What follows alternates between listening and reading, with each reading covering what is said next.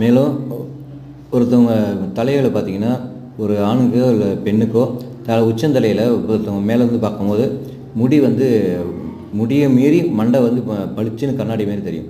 இப்போ அவங்களாம் பார்த்திங்கன்னா இரவு நேரத்தில் நல்லா தலைமுடியில் நல்லா எண்ணெய் தடவி படுத்திருந்து தூங்கி எழுந்திருக்கும் போது அவங்களோட எப்பயுமே படுத்து தூங்கும் போது பார்த்திங்கன்னா உள்ளங்காலுக்கும் உச்சந்தலைக்கும் நல்லா ரத்தம் ஓட்ட பயன் சொல்லுவாங்க. அந்த நேரத்தில் இந்த எண்ணெய் நல்லா ஊக்குவிச்சு அந்த வேர்க்கால்கள் எல்லாத்தையும் தூண்டி விட்டு முடி வெள்ளாத இடத்துல கூட முடி துளுக்க வைக்குது.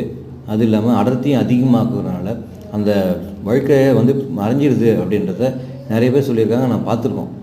அதனால் இந்த எண்ணெயை நீங்கள் நம்பி தைரியமாக பயன்படுத்தலாம். அது மட்டும் இல்லாமல் தாடி மீசையெல்லாம் கொஞ்சம் தான் இருக்குது, அதிகமாக அடர்த்தியாக இல்லை அப்படின்றவங்களும், இல்லை புருவெல்லாம் வளரல இந்த மாதிரி இருக்கிறவங்களும் அதை தொடர்ந்து நைட்டு தடவிக்கிட்டு படுத்துட்டு காலையில் எழுந்திரிச்சு எப்போதும் போல் நம்ம ஃபேஸ் வாஷ்லாம் பண்ணிக்கலாம். அந்தமாரி செய்யும்போது அவங்களுக்கும் நல்லா க்ரோத் கிடச்சிருக்கு. அது இல்லாமல் பொடுகோ இல்லை முடி உதிர்தல் மற்ற என்னென்னலாம் கேசத்துக்கான பிரச்சனைகள்லாம் இருக்கோ அது எல்லாமே சேர்க்கும். பேனு கூட பார்த்திங்கன்னா உங்களுக்கு வராத நல்லா ஒரு பாதுகாப்பாக கொடுக்கும். தலையில் பார்த்திங்கன்னா ஒரு சிலருக்கு இந்த பொடுகு மாதிரி கொட்டும், அவங்களுக்கு பொதுவாகவே இருந்துக்கிட்டே இருக்கும்.